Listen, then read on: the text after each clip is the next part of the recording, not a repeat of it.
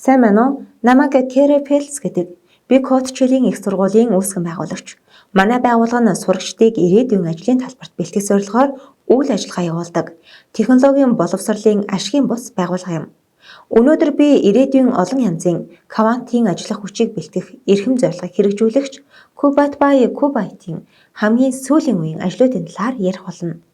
Үүнд анхаарахын тулд эхлээд 3 үндсэн зорилтыг дэвшүүлэн ажилдаг. Нэгт, сурагчдад квантын боловсролд эрт хамрагдах боломжийг олгох. Хоёрт, квантын олон янзын төрлүүдийг нэмэгдүүлэх болон дараагийн үеийн квантын удирдагчдыг сурах явдал юм. Бидний одоогийн бүх хөтөлбөрүүд виртуал юм. Бид виртуал боловсролын талаар нэлээд туршлагатай. Ингээд би та бүхэнтэй өөрсдийн хичээл зүтгэлээс сурч мэдсэн цөөн зүйлийн талаараа хуваалцъя. Яриаг эхлэхийн өмнө би ялангуяа квантын боловсролын талаар, бидний одоогийн баримтлаж байгаа зарчим чиглэлийн талаар дурдхан зүйтэй байх. Бид квантын боловсролыг эзэмшүүлэхдээ 5 алхамт арга барилыг баримталдаг. Нэгт, олж нээж илрүүлэх. Хоёрт, бэрхшээлийг бууруулахад анхаарч бүгдэд хүртээмжтэй байдлыг бүрдүүлэх. Гуравт, амьдралын бүхий л нөхцөлд байгаа сурагчдыг хамруулж чадах хөтөлбөрийг боловсруулах. Дөрөвт, бидний олгож буй боловсролын үндсэн хэсэг нь сурагчдад квантын чиглэлийн шаардлагатай суурь мэдлэг чадварыг эзэмшүүлэх юм.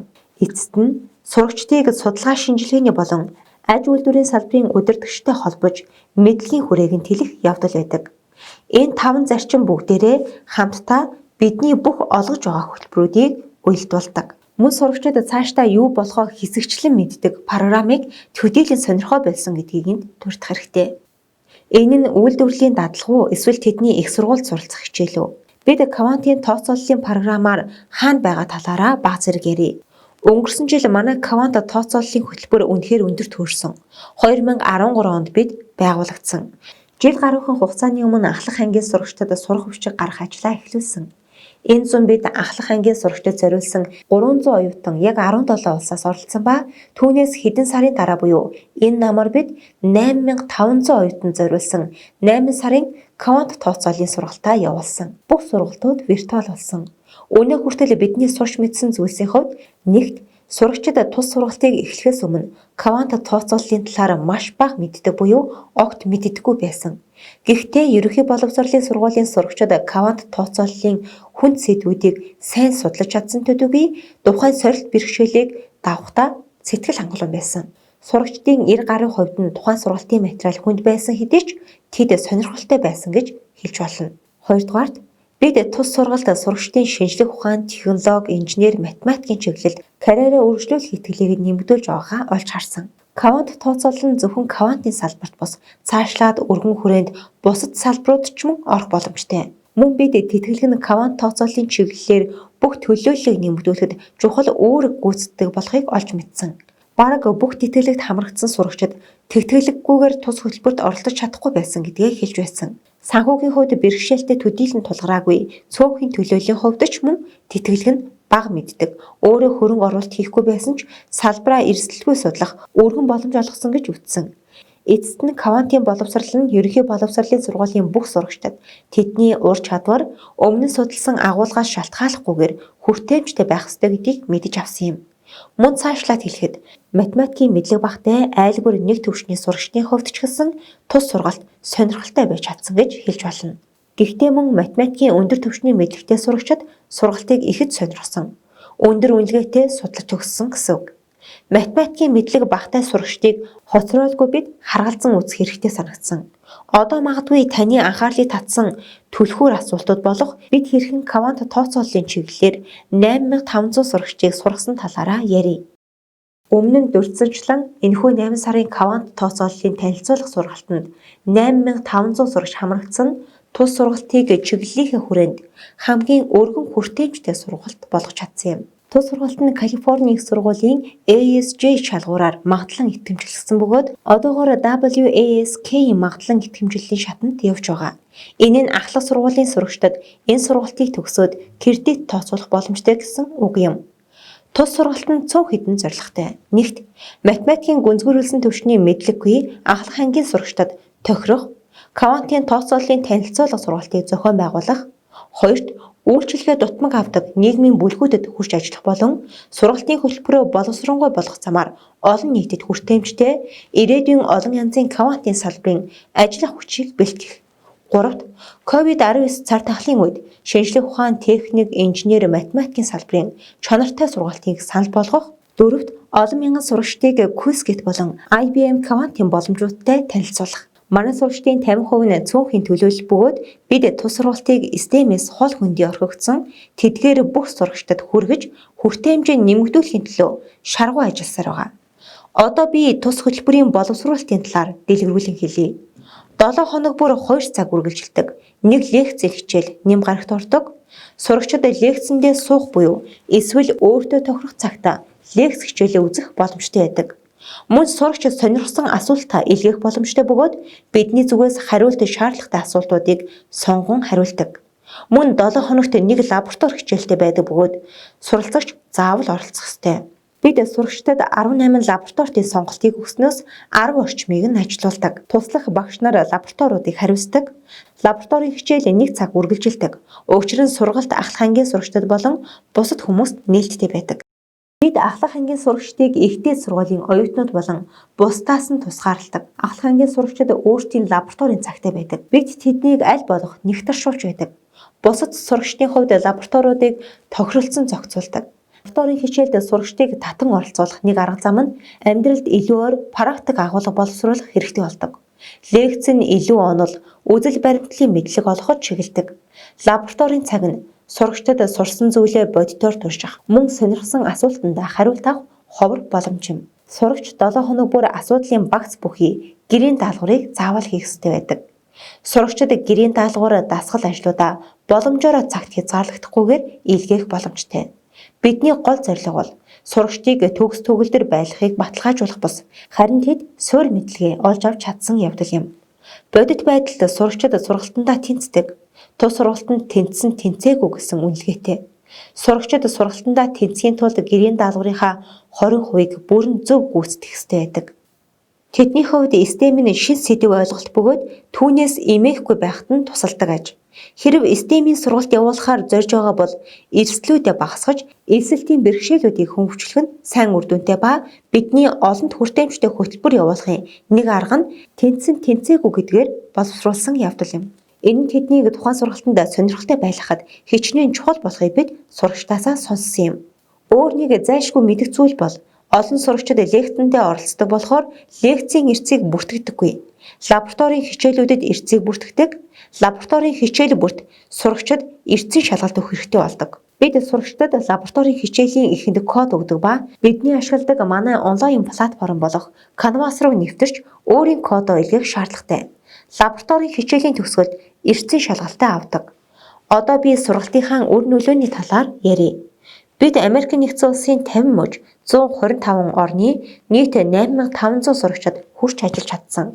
Тус сургалт нь ахлах ангийн сурагчдад зориулсан хичээлийн кредитээ тооцоолох боломжтой хамгийн анхны өргөн хүрээний зохион байгуулагдсан чиглэлийнхээ хувьд ч гэсэн хамгийн томоохон сургалт болсон юм. Би илтгэгчийн сүүлийн цөөн хоромд ирээдүйн олон тооны квантын ажиллах хүчийг сургах тухай ярихыг хүсэж байна. Би илтгэгчийн эхэнд дурдсанчлан ирээдүйн квантын ажиллах хүчийг олон янз байлгахад бид анхаарч үйл ажиллагаагаа чиглүүлж байгаа. Миний бодож байгаа болон бидний мөн олж мэдсэн зарим зүйлийг хэрэгжүүлэх боломжтой. Хэрв та олон янзын авьяас чадварыг нээн хөгжүүлэхийг хичээж байгаа бол хэлний асуудлыг шийдвэрлэх нь чухал гэдгийг сурагчдад хэлж өгөөрэй. Учир нь бидний гол зорилго бол тус сургалт олон янзын байх. Ирээдүйн квантын ажиллах хүчний салбарт бүгдийнх нь хувьд орон зайг нээлттэй болгож чиглэсэн явдал юм. Энэхүү зорилго нь тэднийг өргөдлөө өгөхөд түлхэц болсныг хэлж байгаа юм. Иймд нэгт харилцаа холбооны асуудлыг орхитуулж дутуу үнэлж болохгүйг анхаараарай. Хоёрт бид сурагч бүр тохирсон, ганцаарчилсан, хувьчилсан сургалтын арга зүйг хэрэгжүүлэхийг үнэхээр хичээж байгаа. Бид зарим сурагчид гэрийн даалгавраа хийхэд бэрхшээлтэй байгааг мэдсэн тул зөвхөн хүсэж байгаа сурагч оролцох боломжтой 7 хоног тутмын гэрийн даалгаврыг хэлэлцдэг. 1 цаг үргэлжилдэг тус хичээлд тухайн үед 200-аас 400 оюутан оролцсон баг. Энэ хичээлүүдээр гэрийн даалгавруудын тэн хагасыг хянаж хэлэлцдэг нь бүх гэрийн даалгаврын хариултаар хангах боломжгүй гэсэн үг юм. Мөн ойбсоос зөвлөгөө авах цагийн боломжоор хангасан. Мөн бид сурагчийн туслахуудыг ажилуулсан. Хичээлийн агуулгаа сайн ойлгодог сурагчдыг сайн дураараа сурагчийн туслахаар ажилуулсан гэсэн үг. Тэд ярилцлаганд ороод өөрсдийн боломжтой цагаа гаргаад бусаддаа тусалдаг бөгөөд голдуу баасан гарагтд сурагчтайгаа уулзаж асуулт асууж шаардлагатай тусламж дэмжлэгийг үзүүлдэг. Би удахгүй хэрэгжүүлэх гэж байгаа төслүүдийнхээ талаар дараачийн цөөн хормыг зарцуулахыг хүсэж байна. Бид дараагийн удаа нэлээд олон тооны онлайнаар хэрэгжих төсөл хөтөлбөрүүдийг хэрэгжүүлнэ. Онлайнаар заах нь бидний хувьд хүртээмжийг нэмэгдүүлэхэд их чухал үүрэгтэй. Таны хөтөлбөр зөв оновчтой бас тухайн орчиндөө сайн боловсруулагдаж чадсан бол сурагчдад урт хугацаанд үр өгөөжөө өгч чадна. Энэ яриагаа өндөрлөөд би сүүлийн хоромд хэрхэн хүртээмжтэй сургалтын хөтөлбөр боловсруулах талаар ярив. Хэрэв та сурагчид чинь ганцаарчилсан асуултынхаа хариултаа авах боломжгүй тийм томоохон сургалт явуулах гэж байгаа бол та тухайн сургалтын орчноо илүү ая тухтай боломжоор хангаж өгөхөд үнэхээр анхаарах хэрэгтэй. Бидний энэ тал дээр хөшүүрэг болгон ашигладаг нэг хэлбэр бол PIOZ юм. Сурагчид бусад сурагчдаас асуулт асах буюу туслах багш нар 7 хоног тутам нэг цагийг PIOZ дээр тавигдсан асуултанд хариулдаг. Энэ нь сурагчдад туслах нэг арга зам. Зарим сурагчид биечлэн тусламж авахыг илүүд үздэг бол зарим нь зөвхөн PIOZ дээрээс асуултынхаа хариултыг хайхыг илүүд үздэг. Иймд энэ нь бидний ашиглаж байгаа нэг арга хэлбэр юм. Түүнчлэн бид семестр бүрийн эхэнд болон төгсгөлд сурагчдаасаа судалгаа авч саналыг нь хэрэгжүүлэхийг зорьдог. Энэхүү яриагаа өндөрлөөд одоо би та бүхний магадгүй хэрхэн 8500 сурагчдад сургалт хийсэн болон бусад ярьсан зүйлүүдтэй холбоотой сонирхсан асуултанд хариулахдаа таатай байх болно. Okay, Kira? Yes. Yeah, for you, the first question from Otto. What basic and foundation knowledge is necessary for enrolling in this course? And what measures do you take to involve all the students, yes, to deliver more inclusive education? Yeah, so in terms of the first question, we require students, so most of the time for quantum computing, linear algebra is required, which is why quantum computing is usually not taught until the graduate level. We only require that students have basic trigonometry, which is usually found in a geometry class. It might be different in Mongolia, but it's usually students take this course in the first or second year of high school.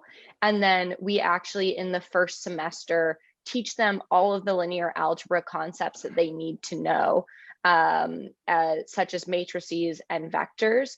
This is something that we've had several focus groups so far, and students have been really receptive and actually been able to understand these linear algebra concepts. So we're very happy and recognize that, yeah, very limited math skills are necessary for students to actually learn quantum computing, which is incredibly exciting.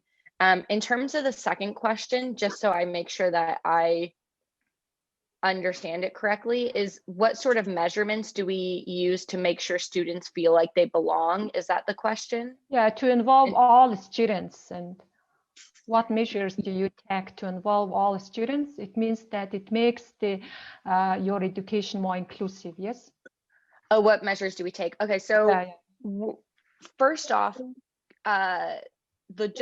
we've found that the language surrounding the program is incredibly important. So even our emphasis when we set out for applications, we make it very clear that we say students from underrepresented backgrounds, so females, students of color, those from low socioeconomic backgrounds are highly encouraged to apply.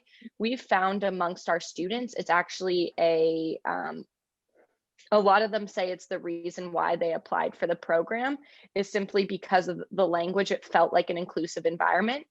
We also aim to have at least 50% females as TAs and as instructors for the course. So we do have representation and again, aim to achieve gender equality.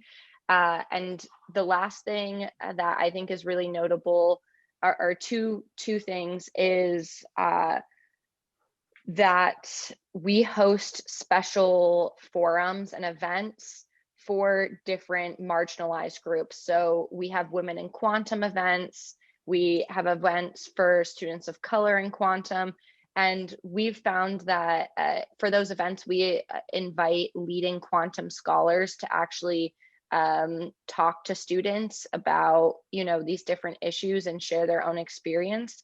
And that's really formed a sense of belonging. In terms of the actual program design, making the course pass-fail and giving students the option if they do need the course for a letter grade, but making it pass-fail really allows students who usually wouldn't participate in a rigorous STEM course. So again, females, students from low income backgrounds, those from marginalized communities, they're more likely to participate because it's a more risk-free environment. So those are a few of the things that we've done to really make sure students feel included.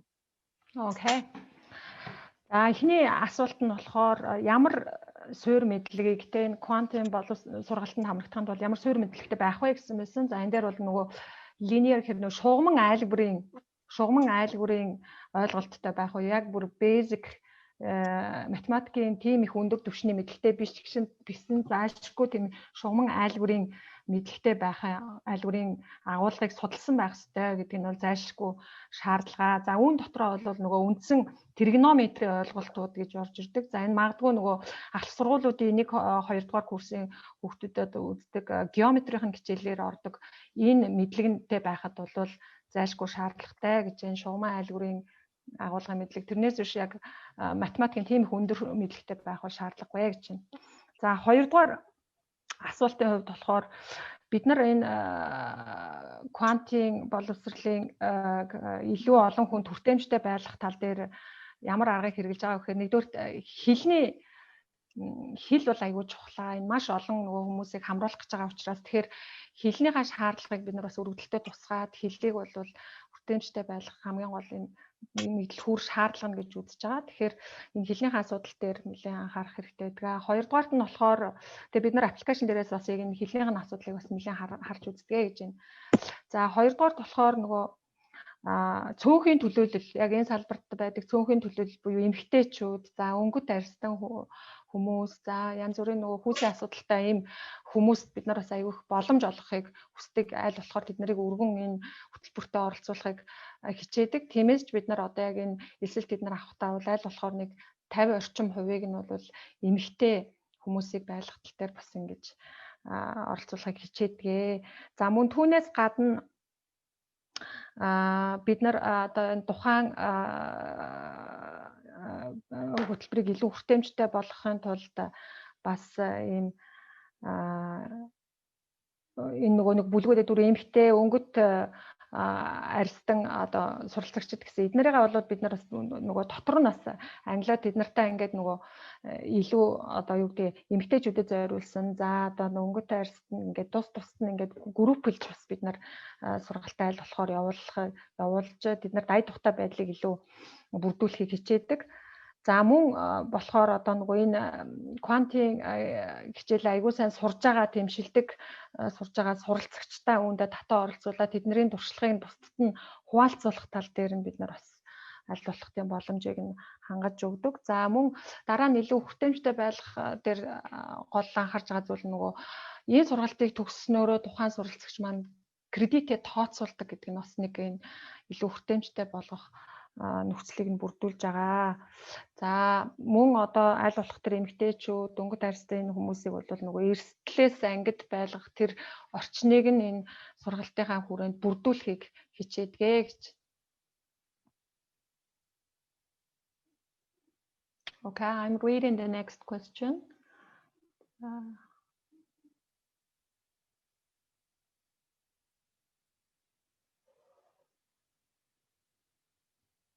Okay. What does quantum education teach? And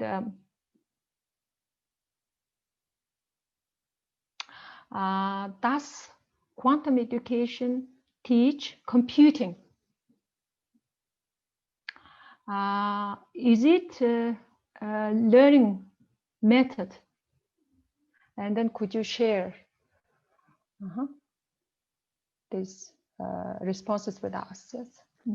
Yeah, so one of the things that we think is really cool about quantum computing is it's an interdisciplinary field. So it combines mathematics, coding, and physics.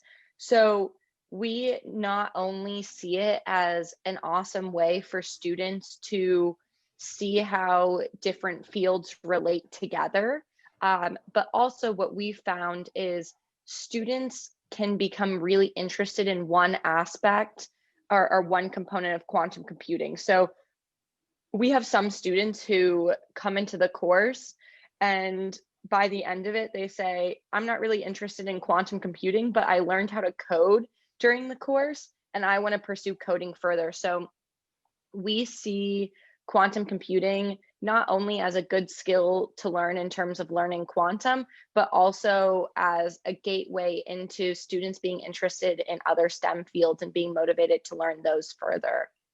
Okay.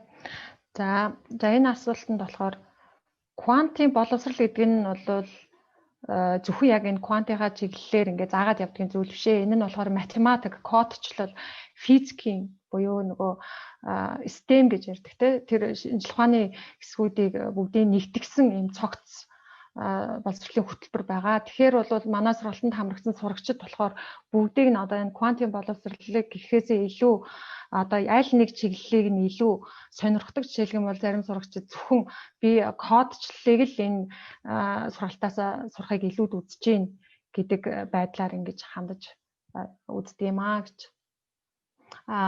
Is it in a learning method?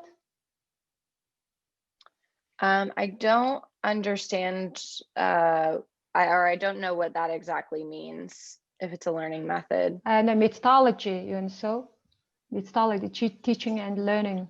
За бас би энд сонсож байна уу? Би энэ ярианд оролцъё гэж бодлоо. За. Тэгэхээр манай багш нарт энэ квантын юу гэдэг нь шинэ сонсогчдод байгаа баг. Тэгэхээр та нар квантын физик гэдэгээс эхлээд бодоорой. Ерөнхийдөө биологи, хим, физик, математик гэдэг энэ байгалийн шинжилгээний хичээлүүд бол энэ квантиум гэдэг юм дээр очиж нэгтгэх ёстой юм аа. За монголоор хэлэх юм бол бүх зүйл хоорондоо шүтэн барилгатай гэдгийг л одоо ойлгуулах, тэрийг одоо загварчлах байдаг юм уу, оюун хиймэл оюун ухаанд хэрэглэх гээд нэлээд өндөр түвшний гэж ойлгож яваарай. Ялангуяа ерөнхий боловсролын сургууль зааж байгаа хим, физик, биологи, алгебр, математик гэж яриад байгаа энэ мэдээлэл зүй гэж яриад байгаа хичээлүүдийг нэгтгэсэн нэлээд өндөр түвшний боловсролоо гэж ойлго. Ер нь энэ хичээлүүдийг нэгтгэх, цогц болгож заах явдал бол их чухал байдгийн. Тэгэхээр багш нараас бол өөрийгөө хөгжүүлэх маш их шаардлага тулгарна. Тэгээд хамгийн сүүлийн үеийн ололт амжилтыг хүүхдүүдэд заахгүй болохгүй гэдгийг л хэлж байгаа болов уу гэж би бодож байна. Та бүхэн Star телевизээр гардаг Сансар огторгой нууц гэдэг кинон дээр энэ тухай их олон ярьдгийн. Энийг хүүхдүүдэд үзүүлээд өөрсдөө үзүүл их зүв бахаа гэж бодож байна. Энэ бол манай одоо Монгол талаас оролцож байгаа хүмүүс зориулагдсан миний нэмж тайлбарлаж байгаа тайлбар. Тэгээ энийг бас орчуулад энэ нэрийн зөв Okay. And as you see that the Mr. Bachargal also added some comments in relation to the quantum education. And so perhaps the quantum education seems to most of Mongolian teachers very new. And so, but in reality, quantum education is the combination, is the complex of the STEM, maths, physics, and other subjects. And so in this case, the quantum education is an integrated, integrated process of the all natural science subjects. And so through quantum education, we need to understand everything is tied with one another, the law of our nature, law of our life is tied and bonded with one another. And so that's why teachers need to understand this as a high level education. And so they really need to develop themselves, you know, to deliver this education to these students. And also he suggests that Star TV channel in Mongolia broadcast some programs in relation to this education, and so he suggests the teachers to watch it. Mm-hmm. Awesome. And yeah, I just want to note that quantum computing is new everywhere and is definitely still being developed out. We often get the question, well, even in the US, why teach quantum computing when we don't even teach basic STEM courses like coding well? And our response to that is we see the next revolution in technology taking place with quantum computing. And that's what a lot of technology companies see as well, and why they've invested in our programs. And because they truly believe that for students to possess the skills needed for the workforce, they're going to need to understand quantum computing. So it's our belief that the earlier students can learn quantum computing, the more skills that they'll have when they enter the workforce and be really equipped to, you know, have the jobs of the future, essentially. So it may seem futuristic, but we're already starting to see case studies of where quantum computing is being used, from finance to chemistry to cybersecurity. And we want to make sure that students are prepared when this technology becomes mainstream, that they really, that they already have the skills necessary to go into these fields. Okay, thank you. За энэхүү квантын ойлголт зөвхөн Монгол биш, одоо бүх газруудад нэлээд шинэ ойлголт байгаа. Бүр Америкийн нэгдсэн улсад ч гэсэн бид нар бол яг энийг яг цогцотгаар нь бол ойлгохоос илүү нөгөө суурь Кодчиллын боловсрол гэж ойлгоод байгаа. Тийм ч учраас яг Кодчиллын суурь боловсролын сургалтуудыг явуулаад эхэлсэн байгаа. Тэгээд бидний харж байгаагаар бол энэ квантын боловсрол гэдэг бол энэ технологийн ирээдүйн, одоо энэ технологийн эрүүн ирээдүйн хамгийн чухал эзэмшүүлэх ёстой боловсрол гэж ойлгож байгаа.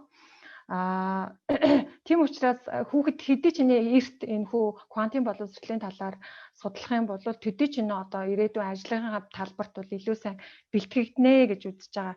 Тэгээд энэ хүү одоо квантын боловсрол нь бол магадгүй ирээдүйд нөгөө санхүү, за химийн чиглэл, нөгөө cyber security гэдэг маань одоо cyber гэдэг кибер аюулгүй байдал зэрэг талбаруудад хүртэл яг энэ квантын боловсрол нь бол гол нөгөө бэлтгэгдэх тулгуур шугам нь болж өгнө гэж ойлгож байгаа гэж. Next question. Уучлаарай, би нэг юм асуучих уу? Би асуултаа яг хариултаасаа авч чадахгүй санагдаад байна л да. Quantum education гэдэг нь нэг тийм боловсролын юм шиг ойлгоод байсан. Явж quantum computing гэдэг юм байдаг. Тэрийг л заадаг нэг л хичээл юм байна гэж ойлгож болж байна уу? Is it a quantum computing course?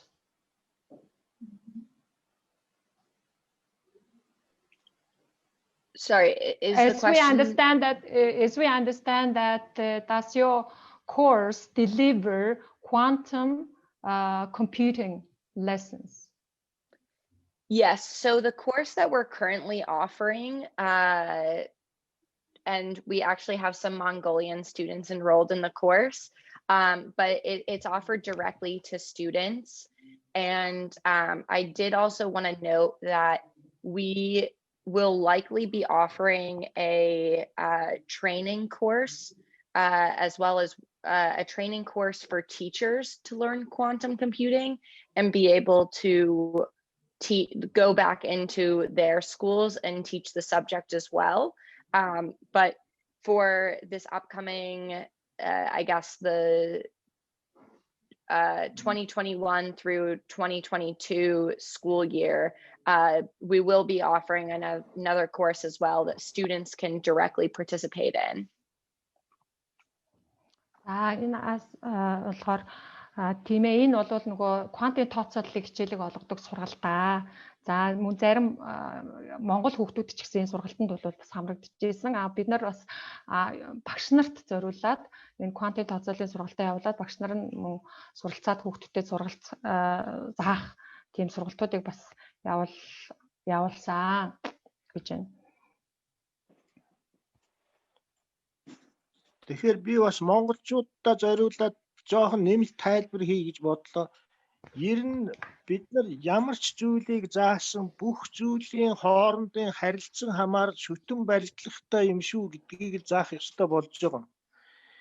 Тэгэхийн тулд тэрний хоорондын хамаарлал нь одоо шүтэлцээ нь юу байна уу гэдгийг одоо тогтоохын тулд тэр код бичнэ гэдэг байгаа, кодлон гэдэг байгаа бидний загварчлал гэдэг л зүйл л дээ. Тэгэхээр тэр юм үзэгдлийн хоорондын шүтэлцээ холбоог кодоор одоо манайхаар бол тоон юугаар гээд одоо бид нар мэдэх байх. Одоо бишээл бид нар энэ бол тоон одоо кодыг ашиглаад энэ зайны сургалт, зайны ямиг явуулж байгаа. Тэгэхээр ийм байдгийн шүү гэдгийг л хүүхдүүдтэй багаас нь ойлгуул өгж их өгөхгүй болвол ирээдүйн шинэ технологийн ирэн үед бэлтгэгдэж чадахгүй шүү л гэдэг ийм зүйлийг аль болох өгөх хэрэгтэй шүү л гэдгийг анхааруулж байна гэж ойлгож байгаа. And Dr. Bachargal also added some comments in terms of the previous question. And as we understand that we need to, especially educators and teachers need to the subjects, yes, on the basis of the interdependence and interrelationship and then bonding. And so quantum education is one of the, way, yes, to deliver the subject in this way. And so coding means the designing. And for example, the numeral code, yes, writing using numeral code is necessary for delivering distance learning. So in this case, as we really need to pay attention to enable the high school students as much as early possible to deliver this quantum education. Yes, definitely.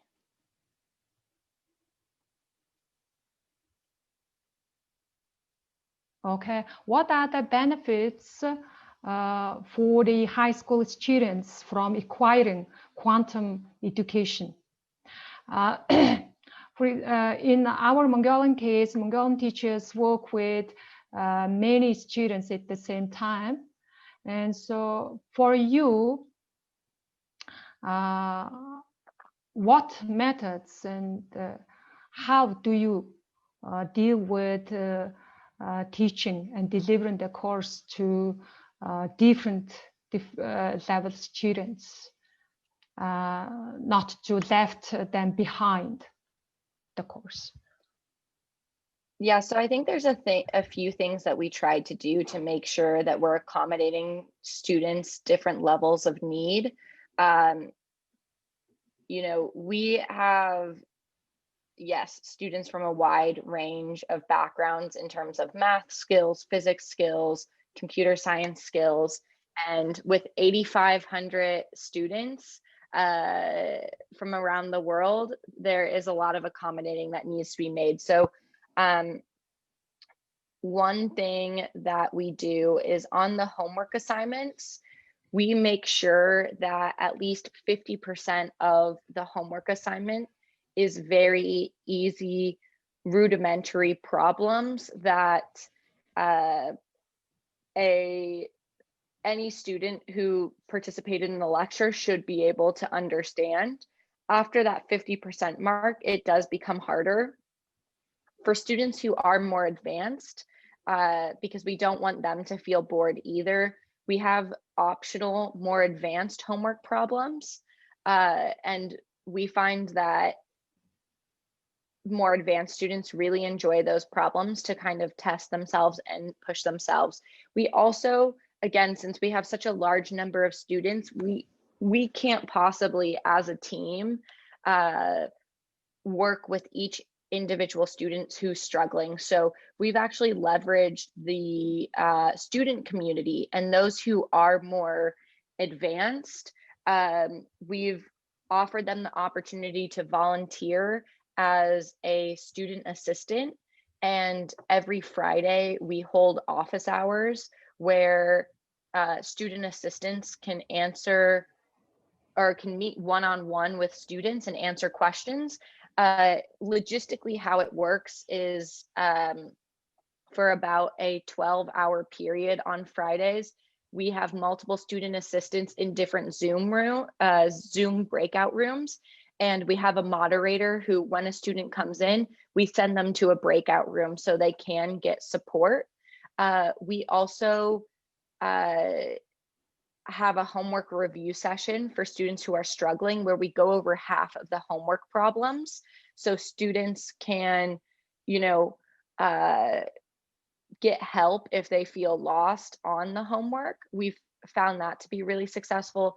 And then last but not least, we use a site called Piazza, and I'll just send over the link for it. But this site, all of our students are signed up for, and they can post questions, and our teaching assistants as well as other students can answer their questions. So we have a lot of different mechanisms for students who are struggling to be able to receive support and to meet students at the different levels that they're at. Okay, about the first question, could you what are the benefits for the high school students of learning quantum? Yeah. So I think the most important benefit is the earlier students learn this material, the more likely they're going to continue forth with it. So learning it at the high school level when the stakes are lower is very important. I mean, there's a lot of studies, not specifically on quantum computing yet, but in other STEM fields, that the earlier students have access and understanding of this material, the more likely they'll pursue it in the future.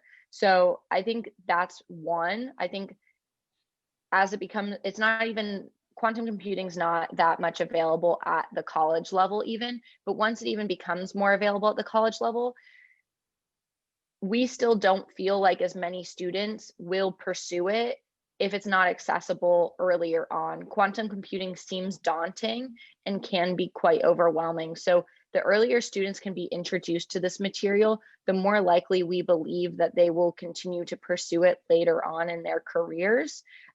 So we think that is a big point. And then also from a diversity and inclusion perspective, we know as females become older, as students of color, as those from low income communities, they're far less likely to participate in STEM courses. So if earlier on, before they rule themselves out of a STEM field, we can introduce them to quantum and they can like it, hopefully that means that they're more likely, again, we'll have a more diverse group of students pursuing quantum in college or in grad schools.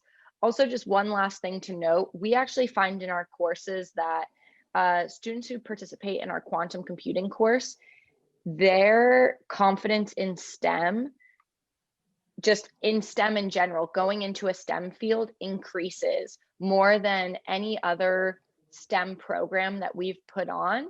So as I mentioned earlier, we really see it as a gateway for students in terms of pursuing any career in STEM. And we think quantum's a great way for students just to get interested in STEM at an early age.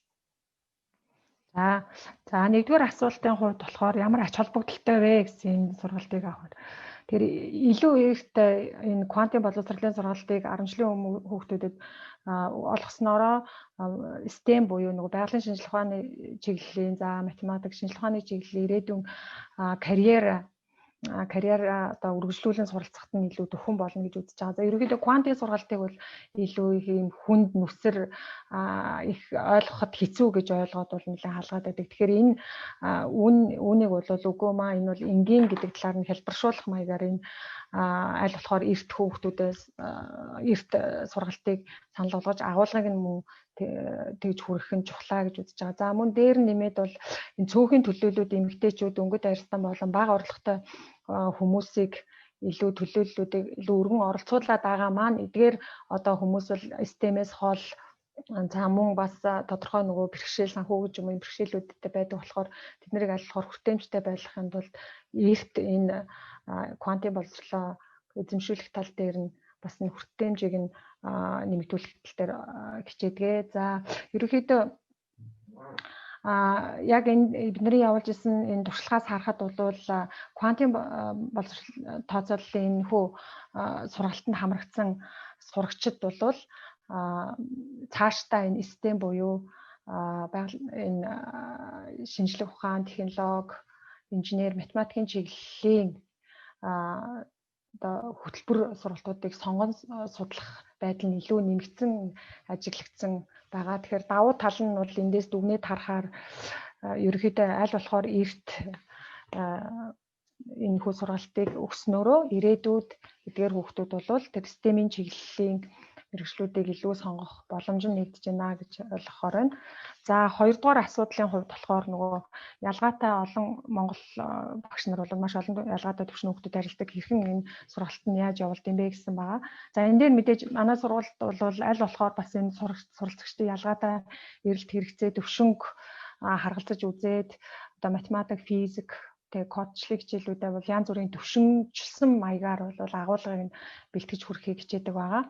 За тэгээд мөн тэр одоо тухайн хичээлийг баттган хэр ойлгож байгааг нь бол гэрээний даалгаврын даалгавруудыг өгдөг. За гэрээний даалгаврын даалгаврын 20%-ийг нь бол үндсэн суурь асуудлуудыг хэрхэн шийдвэрлэж байгаад чиглүүлж одоо үндсэн суурь асуудал гэсэн тийм энгийн даалгаврууд нь бол 20% эзлээд за 80% нь бол арай илүү гүнзгий төвшний агуулгаар байж гисэн тийм гэрээний даалгаврыг бол өгдөө. За тухайн үед нь хэрвээ дэмжлэг хэрэгтэй одоо янз бүрийн төвшний оюутан зарим нь бол хоцрогдлыг байгаа тохиолдолд бид нэр туслах оюутан гэдэг тухайн одоо квантын сургалтаа амжилттай хамрагдаж байгаа суралцагчдыг татан оролцуулаад одоо нөгөө ойлгохгүй байгаа арай хоцроод байгаа суралцагчид нь бол тусалцаа үзүүлэх чиглэлээр туслах оюутнуудыг хөшүүрэг болгон бас ажилладаг байгаа. За мөн гэрээний даалгаврын баттгал хичээлийг бас 7 хоног болгон явуулж түүгээрээ бол хоцрогдсон оюутнууд нь бол бас тусламж авдаг. За бидний мөн бас нэг Сиако Пиазо гэдэг нэг бас нэг асуулт хариултанд хариулдаг, тусламжийн асуулт хариултанд хариулдаг юм нэг платформ-ийн ажиллаулдаг. За энийхээ линкийг би бас өгье гэж байна. За энэ дээр бол бас мөн хоцрогдолтой оюутнууд болон бусад бүх оюутнууд сонирхсан асуултуудаа, хичээлтэй холбоотой, сургалттай холбоотой асуугаад хариулт аваад явдгаа гэж. За сумын орчтой баярлалаа. Thank you Kiera for this interesting topic. Бидний хувьд болохоор quantum computing гэдэг нь яг юу юм? Яагаад одооноос Америкийн нэгдсэн улсад энийг боловсролд илүү их дэвшүүлээд байгаа юм? Энэ нь ер нь бол ямар ирээдүйн ямар хэрэгцээ байгаа вэ? Тэр хэрэгцээг одооноос хангаж хүүхдүүдэд бэлдээд байгаа гэдгийг тийм том мэдээ авлаа гэж би бодож байна. Тэгээд Kiera маань болохоор одоо энэ үйл ажиллагаагаа 8500 хүүхдүүдтэй зэрэг хүргээд явж байгаа юм байна. Энэ хүргэхэд байгаа зорилго нь юу юм бэ гэхээр одоо болохоор бүхэл юм технологи дээр суурилсан байгаа. Тэгээд нөгөө технологи дээр суурилсан технологийн мэдлэг чухал, ирээдүйд ажлын байрны өрсөлдөөн ихсэн гэл хүн болгоо яриад байгаа боловч түүндээ одооноос яаж бэлдэх вэ гэдгийг магадгүй одоо Монголын багш нар болон Монголын боловсролын чиглэлд анхаарлаа хандуулж байгаа хүн болгон бас энэчнээс нөгөө мэдээлэл аваад тэр чиглэл рүү хараад явах нь зөв болов уу гэж бодож байна.